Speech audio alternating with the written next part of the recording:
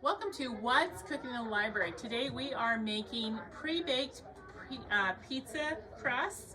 We're also going to make some nacho pizza with pre-baked pizza crust. I made these the other day. You can see they're like you can buy it in the store, pre-baked pizza crust, pretty fun. So I'm going to show you how to do them today. We start with a cup of warm water. You want it to be warm, not hot, not too cold. You don't want it too hot or you're going to kill the yeast. So just warm, okay? Then we need 2 tablespoons of oil.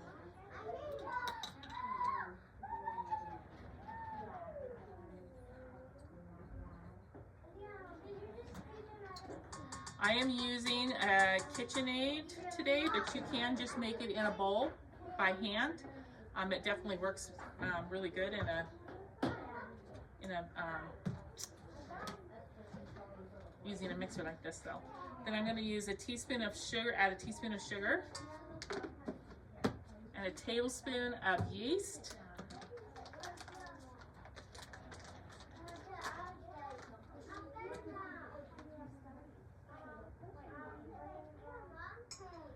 And we're going to put that in a bowl, and then we're just going to let this sit for a few minutes. It's going to bubble and become really bubbly. So we're going to let it sit for 5 minutes or so and let that yeast start to activate. Okay, so this is bubbly. I've let this bubble. We're going to go ahead and add 2 cups of flour to this. I'm using just white all-purpose flour. You can use at least part whole wheat. So I'm going to add 2 cups of flour to this. And then we're going to mix it.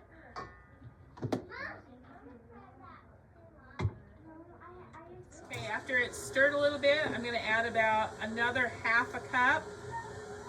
You don't want to add too much because we don't want it too stiff, so I'm going to add a little less than a half a cup and let it just keep kneading and stirring until it forms a bowl and kind of cleans the side of the bowl.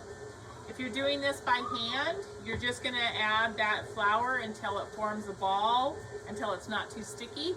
And you'll just keep kneading it with your hands or a wooden spoon. I use that sometimes.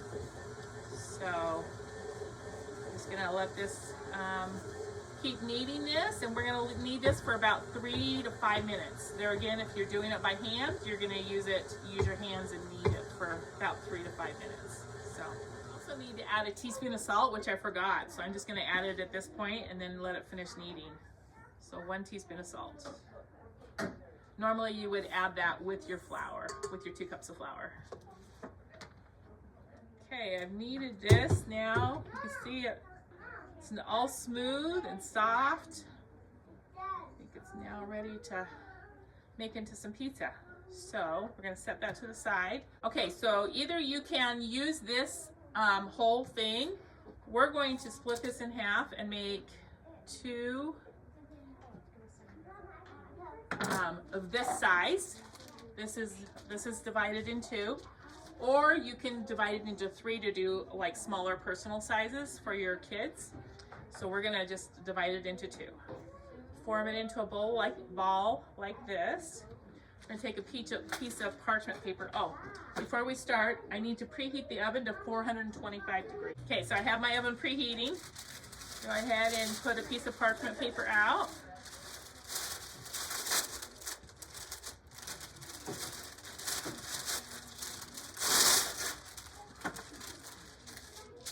On the counter, we're going to put this round on it.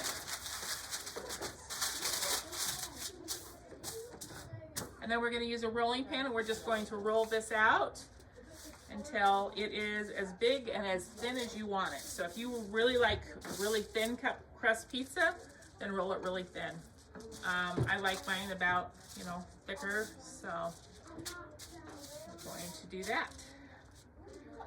Just roll it out. So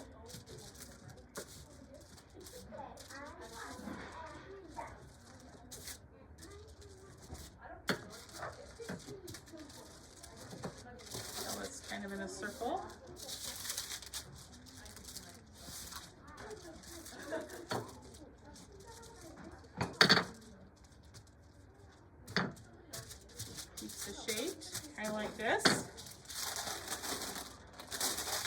we're going to put this on a pizza pan or any round pan like this, or even you can use just a regular baking sheet. I'm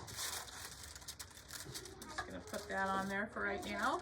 And then I'm going to, while I'm waiting for the oven to preheat, I'm gonna go ahead and roll the next one out. And I made 4.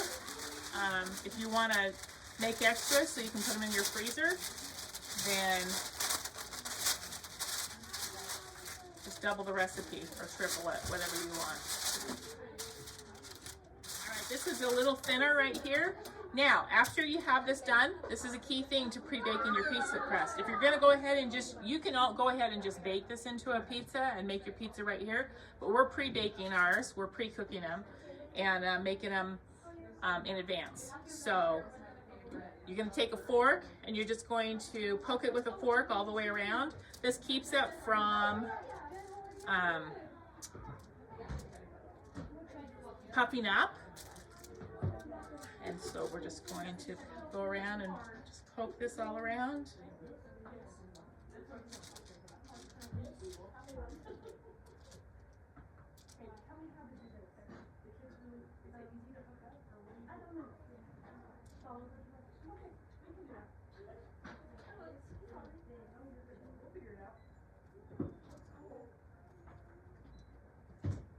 Okay, so I have this all poked. We're gonna go ahead and it's just easier to use it on a pan right here. You're not gonna bake it on the pan though. We're just gonna put this in the oven right on the rack. And we're gonna bake this for about 5 minutes. Might take 7 though for it to be done. So 5 to 7 minutes. So when these are done baking, they're still gonna look really light colored like this, but they're firm, so you can pick them up. This is a pre-baked crust that I did the other day.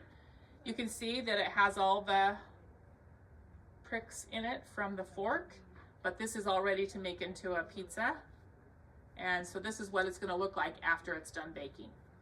Okay, so this one is ready to pull out. We're just gonna use the pan to pull that out. You see it's all done. Then we're gonna pop the next one in.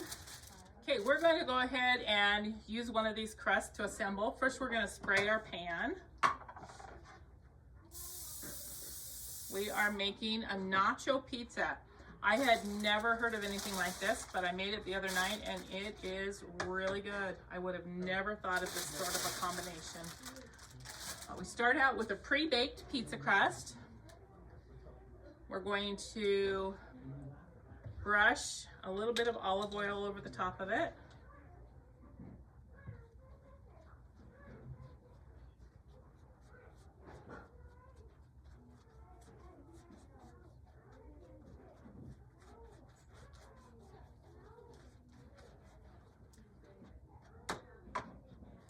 And then we're going to take refried beans and about a cup of refried beans.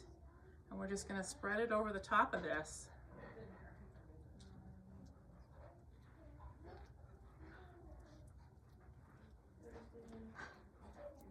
I'm actually gonna turn on my oven up to 450 degrees. So we need a preheated 450 degree oven. Okay, so I have that spread, just like you would like a sauce. Now we are going to add shredded barbecue beef to this. So we're gonna add some shredded barbecue beef, which we made this last week. So if you wanna know a really good recipe on how to make this, I made some last week. Look for that recipe from last week. And then I put this in the freezer and just defrosted it for today. So this is the recipe from last week. So about a cup of shredded barbecue beef.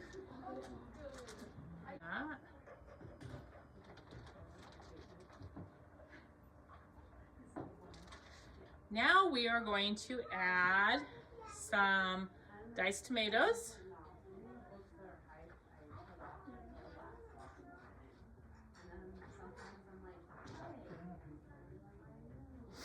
And some sliced jalapeno slices. They're pickled jalapeno slices. Going to, if you don't like pickled jalapeno, then maybe add something else that you could, I think you could add olives or something like that instead, or in addition to, actually. So, I'm not much of a jalapeno person, but I did make it and use the jalapenos, and it was actually really good. So.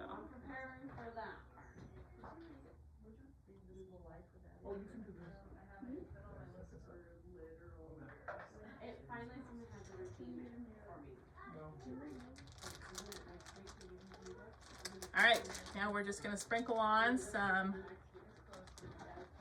cheese on the top of our pizza. Any type of shredded cheese I think would work. This is Mexican style 4-cheese blend, but you could use cheddar, Monterey Jack, whatever you like. Okay, then we're gonna put it in the oven at 450 degrees for 10 minutes, 10 to 15 minutes, until the cheese is melted and you can see that the crust will be cooked better, cooked all the way done, so until it's brown. Okay, so we're gonna pop this in the oven here. All right, so this pizza looks like it's done. I'll go ahead and remove it from the oven. Does that look good? There we go. You can top this with salsa, sour cream, guacamole, whatever you think sounds good on the top of your nachos. I'm going to put this second one in right here. So you could top it with whatever you think sounds good, and enjoy your nacho pizza with a pre-baked pizza shell. So enjoy it.